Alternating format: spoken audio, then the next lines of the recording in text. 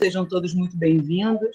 Hoje, para tratar de um assunto bastante importante, de muita relevância, o mito da democracia racial, somos todos iguais, com a professora e mestre Rosane de Azevedo Cunha Siqueira, e a graduanda em Pedagogia e membro do nosso grupo, Diálogo Escola-Universidade, Jéssica Gomes Carvalho.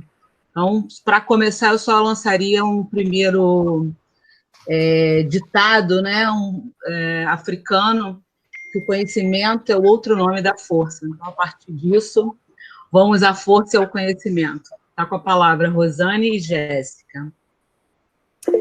Olá a todos e todas, boa noite. Se eu estiver olhando meio vesga assim, é porque eu não estou vendo ninguém. Apresentação aqui. Obrigada, Sóia, aí, por apresentar a gente, pelo carinho, pela acolhida.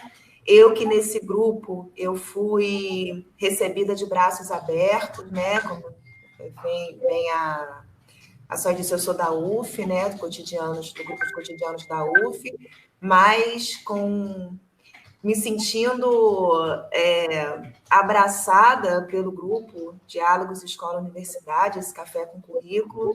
Eu me junto a eles para pensar nos currículos e trago, né, a minha contribuição pensando as questões étnico-raciais. E aí, já o nosso título, né, Mito da Democracia Racial, somos todos iguais? Traçando diagnósticos dos currículos pós-pandemia. Quando nós pensamos nesse título, traçando diagnóstico dos currículos pós-pandemia, nós pensamos nele porque nós pensamos nos currículos como um organismo vivo. Então, como pensar no tempo de pandemia, no tempo em que se dá ênfase à questão da saúde, da questão da preocupação com a vacina, da preocupação com o toque, da preocupação com o uso de máscara, de tantas preocupações, e como a Alê uma vez falou para a gente, enquanto nós estamos em tempos de muitas perguntas, nós estamos ouvindo muitas pessoas falarem sobre tudo. E nós hoje aqui, no nosso encontro, nós não queremos só falar, nós queremos levantar indagações sobre esse currículo, esses currículos que nós temos hoje, que nós pensamos hoje para as questões étnico-raciais, mas também pensando como se nós pudéssemos pensar o currículo de uma forma cirúrgica. Pensando que nesse momento de pandemia, a falta de tecnologia, a violência, a desigualdade. Então, como pensar nesse momento o acesso das crianças, dos jovens, de forma igualitária, a esses conhecimentos que passeiam, que tramitam pelos currículos? Então, já fica aí uma primeira pergunta, né? Um chamado que a gente faz é que, se vocês tiverem aí um papel, uma caneta, alguma coisa, não deixem de anotar essas questões e todas as questões que forem surgindo de vocês, porque nós estamos aqui num movimento de circularidade. Apesar de estarmos diante de um computador, diante de um iPad, diante de um celular, seja onde for que nós estejamos, nós estamos unidos por algo maior. Unidos por aquilo que nós acreditamos e queremos que seja o melhor para as nossas crianças e para os nossos currículos. Então, tentem por um momento fugir desse espaço-tempo que nos prende, ou desse espaço que nos prende, e tentar ir além. Tentar pensar que estamos agora numa sala, todos juntos, estamos num espaço que você escolher, numa circularidade, pensando juntos sobre esse mito da democracia racial. E o que nos leva, né? De onde parte a nossa vontade de pensar, falar sobre questões étnico-raciais? De onde parte a sua vontade? Porque hoje eu te convidaria a pensar e falar sobre as questões étnico-raciais. Então, eu vou contar para vocês a minha história. Eu, desde o ano de 2003, eu tive a oportunidade de trabalhar aqui na Prefeitura de Niterói com um projeto chamado Ressignificando a Cultura Afro-Brasileira. Ele foi um dos primeiros projetos para a educação infantil aqui no município de Niterói, que se tem, assim, historicamente registrado, para se falar de questões étnico-raciais, sobre diferenças para as crianças, assim que a lei chega para o nosso município. Então, eu tenho a oportunidade de trabalhar, de ter toda essa vivência, de me perceber como professora e ser importante para se falar sobre as questões étnico-raciais. Só que, ao mesmo tempo, eu mantive uma posição neutra, como se aquilo ainda fosse um conteúdo obrigatório e a lei para ser dado na sala de aula. Eu tinha que falar sobre as questões étnico-raciais, eu via a importância sobre aquilo, mas aquilo ainda não era algo que me afetava e que, para mim, é uma condição de mudança. Então, muitos anos depois, ao fazer o mestrado, né, ou quando eu comecei a pensar em fazer o mestrado, eu tenho um encontro pessoal com a questão do racismo. Como? Eu fui participando de inúmeras palestras que falavam sobre isso. Tive o prazer de ouvir o professor Kabengele Munanga, não sei se vocês conhecem, mas, por favor, se vocês não conhecem, fica aí a dica para vocês lerem.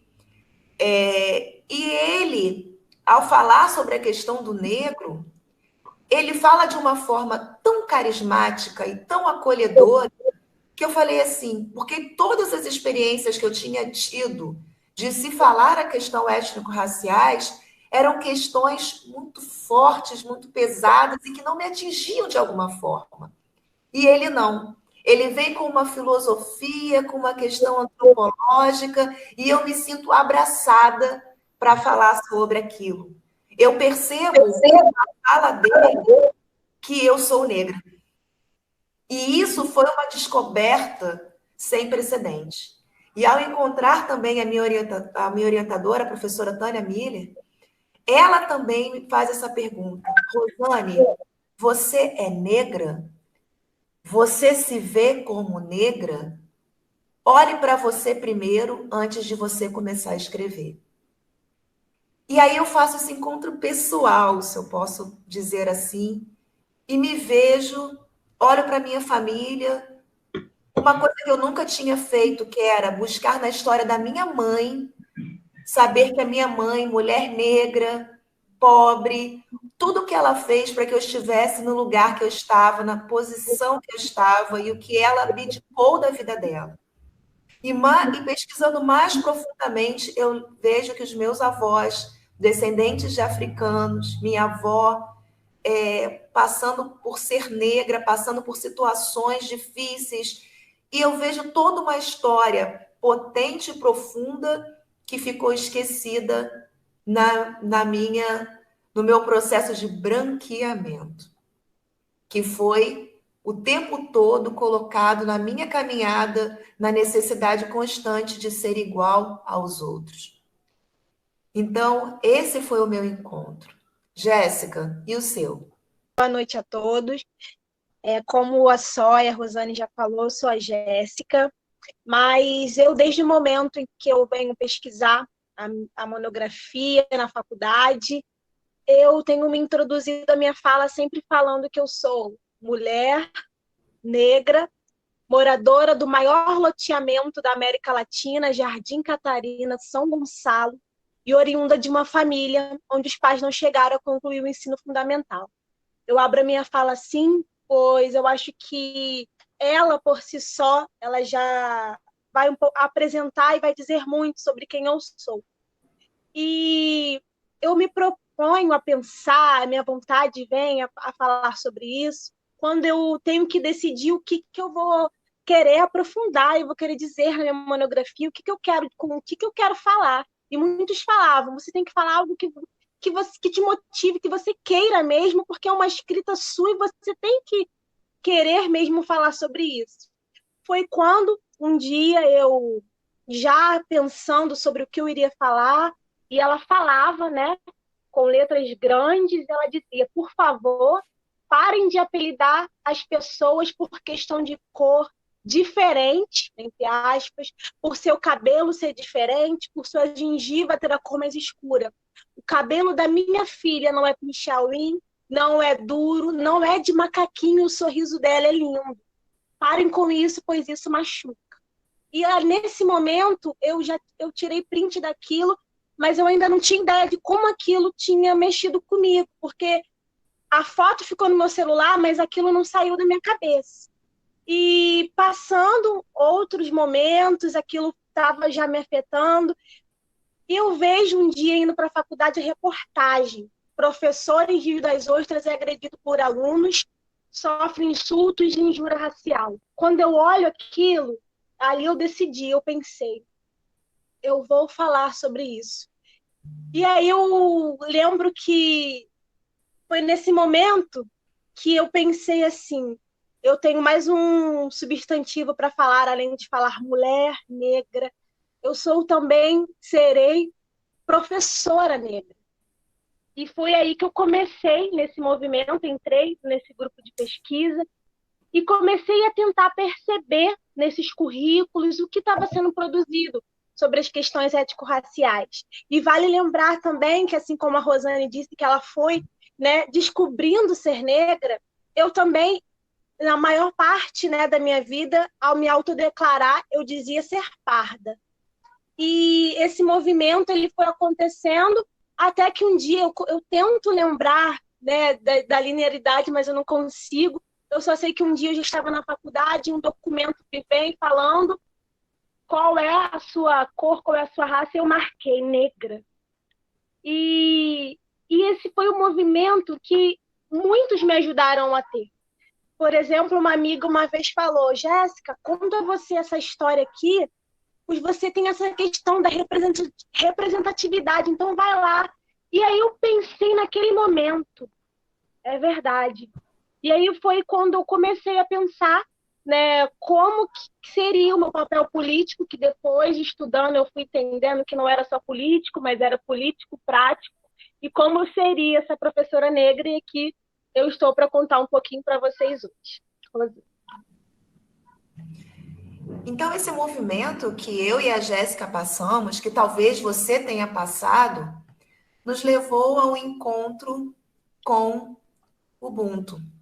Eu sou porque nós somos. Eu não sei se vocês conhecem a história filosófica que abrange esse termo, mas quem já ouviu falar, quem não ouviu falar, conta a história que um antropólogo, ele estava indo embora, acabou sua pesquisa, estava no ponto do ônibus, esperando para ir embora, o transporte dele, e viu umas crianças brincando. Então, ele, curioso de ver aquelas crianças brincando, ele propõe um desafio para as crianças. Ele bota uma cesta, uns dizem que é com frutas, outros dizem que é com doces, e aí ele bota longe das crianças, embaixo de uma árvore, e diz: aquele que chegar primeiro na cesta pode ficar com todos os doces. E, inesperadamente, o que as crianças fazem, elas se levantam, todas dão as mãos e vão juntas para pegar a cesta. Ele, intrigado, ele pensa: ué, mas por que vocês fizeram isso? Porque vocês sabiam que se um pegasse, ficaria com tudo. E aí as crianças respondem Ubuntu: de que adianta eu ser feliz se o outro também não pode ser? E isso foi o que marcou as nossas vidas, a minha e da Jéssica. E vou dizer que marcou a minha, porque isso fez com que eu tivesse uma mudança de olhar. Eu não posso ser feliz, eu não posso ser uma professora negra completa se eu não pensar nos meus alunos negros. Eu não posso pensar nos currículos se eu não destaco as diferenças, se eu não destaco as questões raciais. Isso é o que me faz um ser. O que me faz ser neste mundo e que me mostra que eu sou toda uma história. O que está aqui hoje é toda uma história. E o que está aqui hoje também é o futuro. Porque o que eu faço nos currículos, eu estou já fazendo para as futuras gerações e trazendo para elas toda uma história que me formou como eu sou hoje. Então, inevitavelmente, eu tive que pensar nas questões ser negra, mas também tive que pensar o que é ser branco e o que é o processo de branqueamento. Como eu disse na minha história, foi o que eu passei. Porque apesar de ser negra, eu passei o tempo todo com o processo de alisar o meu cabelo, porque eu tinha uma condição de vida razoável, então eu não estava naquela coisa da pobreza. Então, todo esse processo eu teve que mexer comigo. Então, as características da negritude, as características da branquitude, eu tive que pensar nisso. O que é ser negro? O que é ser branco? E quando a gente tem o termo branquitude, é um termo importantíssimo para vocês colocarem para vocês, é a posição do branco em sua relação simbólica, em sua relação material, ao o que se pensa das outras raças, ameríndias, os negros e todos os outros. Essa posição da branquitude é uma posição que o deixa completamente achando que tudo é normal. Se tudo é normal, então por que as pessoas se preocupam tanto em falar sobre negro? Por que as pessoas têm preocupação de se falar sobre o outro? Não entendo. Porque se tá tudo bem, gente, todo mundo tem casa, todo mundo tem comida. Poxa, a escola é para todo mundo, qual o problema? Então, essa posição colocada desde o colonialismo, do imperialismo, de que se você é classificado como branco, você está numa posição que te dá uma margem de conforto, ela precisa ser pensada também. Então, quando eu trago essa imagem aqui para vocês, né, ela nos faz pensar, eu gosto muito dessa imagem em relação às feições de cada um. De todos os detalhes dela indicam muitas coisas em relação à posição do negro, em posição ao clareamento, em posição ao poder e à manutenção da branquitude. E de mostrar quem é o negro e o que ele representa.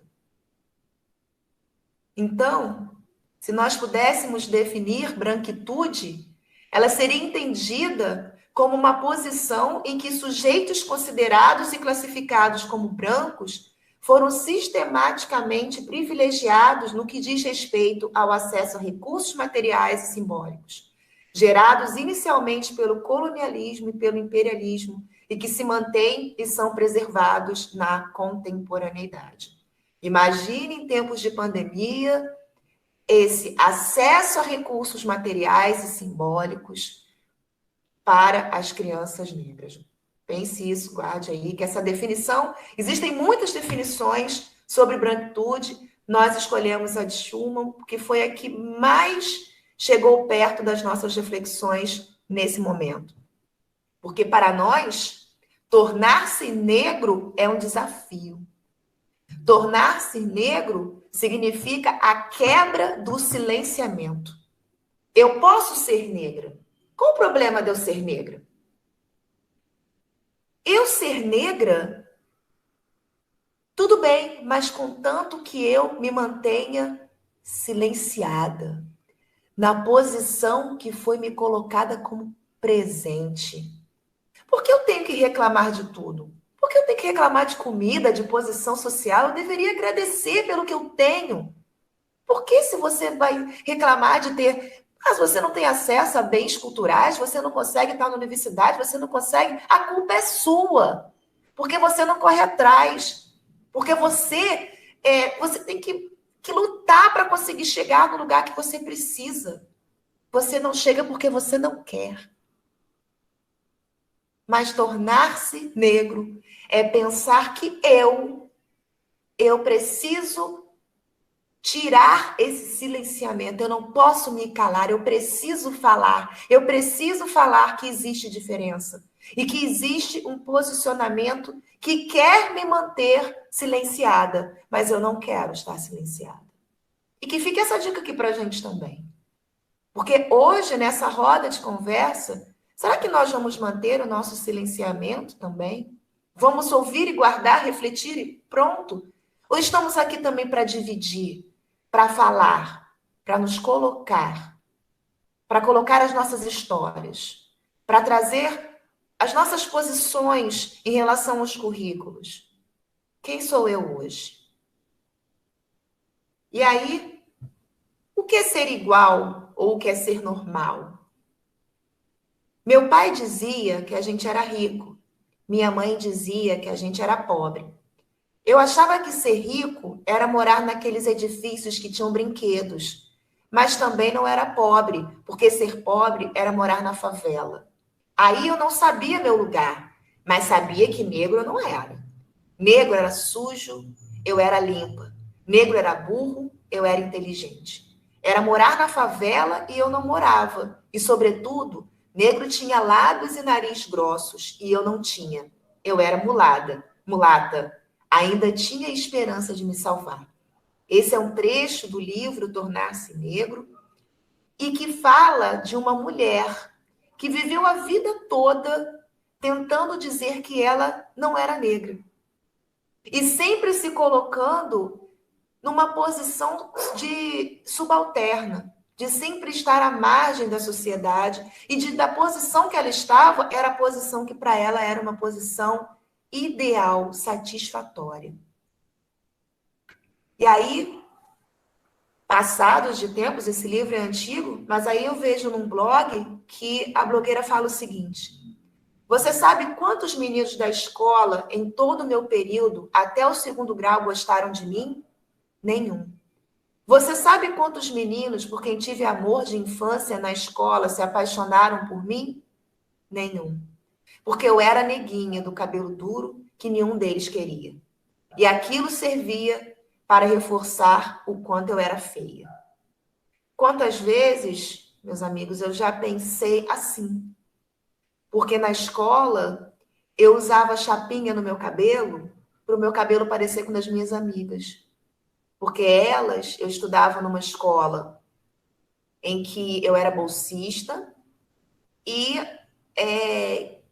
tinha essa questão de eu ser negra, da minha mãe não ter grandes condições para pagar a escola, mas eu estava ali me esforçando porque eu precisava ser boa nas minhas notas, nos locais onde eu passava. Eu ouvia eles falando que tinham ido para a Disney, que iam para não sei aonde, e eu estava ali silenciada, porque não tinha os mesmos acessos. Isso me afetava de alguma forma?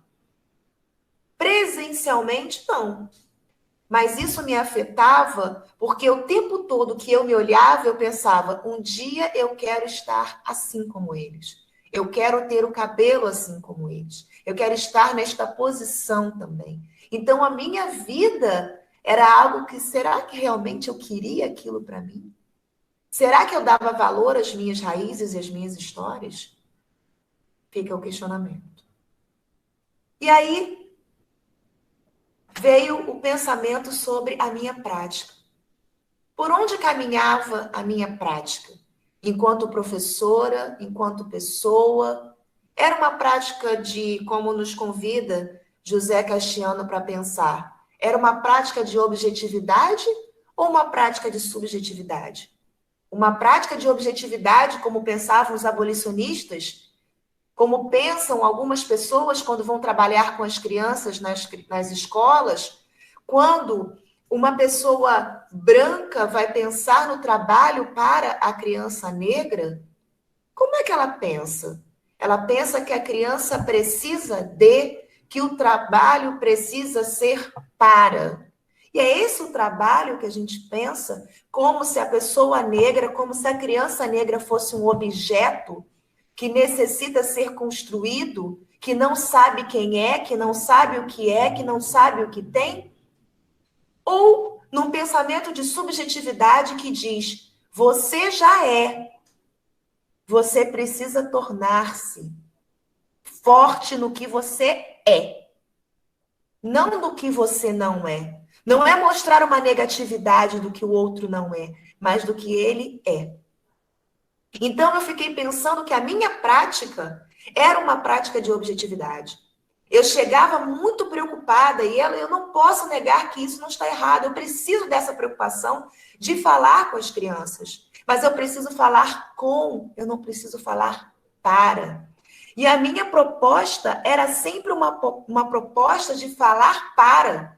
Você precisa saber, você tem que olhar, mas por que você tem o cabelo assim? Você sabe qual é a sua cor? Você sabe? Primeiro pergunta para a criança quem ela é. Para aí sim você puxar uma conversa. Então, esse pensamento, objetividade, subjetividade, foi algo que mudou a minha perspectiva de trabalho. Porque eu já não comecei a separar as minhas crianças em bloquinhos. Eles eram um grupo, seres humanos que estavam comigo ali em circularidade, dentro do mesmo espaço-tempo, dentro da mesma história, e que precisavam e precisam falar. E eu não estou aqui para dar voz a eles já têm voz. Eu só estou criando os espaços. E eu preciso criar esses espaços. E aí veio a reflexão da prática, da minha prática, quilombo ou senzala. Ou minha prática, quilombo-senzala. Porque às vezes o meu movimento era um movimento quilombo de emancipação, de libertação, de levar as minhas crianças à fala, a repensar, a pensar o outro, a pensar a posição cidadã, a sociedade. Mas a minha prática também estava enraizada de uma posição senzala. Quando eu reproduzia a veia que corria nos currículos eurocêntricos, que ainda estavam marcados na minha escola, nos desenhos, nos livros, nas histórias. Então, essa prática quilombo-senzala estava ali, nos currículos que eu estava praticando. E foi a partir disso que eu comecei a convidar os professores da escola para as rodas de conversa, para tentar compreender como se dava essa prática quilombo-senzala desses professores. E os diversos encontros que nós tivemos, eu fui percebendo que a primeira coisa, o primeiro movimento que aconteceu foi os professores terem um encontro consigo mesmo. Um encontro de se perceber negro ou branco. E a sua posição como professor negro e como professor branco. Aí eu trago uma fala de um de nossos encontros, onde a professora, ela coloca, é uma professora branca, né? E ela coloca: eu também, como branca, não tenho que me culpar de ser branca. Enquanto você também não tem que se culpar de ser negra. A sociedade também é 8 ou 80. Tem horas que eu me sinto como se eu não pudesse fazer nada. Cada um tem a referência de quem você é. Eu acho que trabalhar com o aluno é pensar em trabalhar a igualdade. Infelizmente, as pessoas em nossa sociedade acham que tudo é perseguição. Eu sinalizei aí. Cada um tem a referência de quem você é. E será que as nossas crianças têm essa referência? No nosso currículo eurocêntrico, em que as crianças escutam histórias da Branca de Neve, da Chapeuzinho Vermelho, da Bela Adormecida, das princesas loiras, das princesas de quando morenas têm a pele branca. Será que nesse currículo eu estou dando para essas crianças algum tipo de referência? Então, como cada um tem a referência de quem é? Quando esta professora, ela tem este pensamento, ela tem esse pensamento porque ela está na posição da branquitude. Não que isso seja errado, não que eu esteja questionando isso dela, mas porque ela foi também educada desta forma, dentro da mesma matriz. Só que a diferença para ela é que a cor facilita muitos acessos que ela produz. E aí, uma outra professora, também branca, ela já tem uma postura diferente, porque ela teve uma formação que a fez pensar sobre a posição dela como branca. E ela tem uma história de vida que ela se casou com uma pessoa negra e passou pelo racismo com a sua filha. E passa até hoje por ter uma filha negra. Então, isso é uma coisa que afeta ela diretamente. E ela coloca na prática. Na educação infantil, nós temos que cutucar mesmo. Às vezes, nós achamos que não tem. Mas quando você começa a mexer, você começa a ver que as crianças não se enxergam como são. E para além de se enxergar preto, branco, amarelo, é ele se aceitar como a pessoa, que ele é, com as características que ele tem. Quando a gente começa a trabalhar isso, o resultado vem lá na frente. Então, a proposta dessa professora é uma proposta quilombo. Uma proposta de transformação em que ela, como formiguinha, mas trabalhando na sua prática, produzindo, ela vê que o que ela faz nos currículos é algo que o resultado vai chegar, porque ela confia nesse resultado.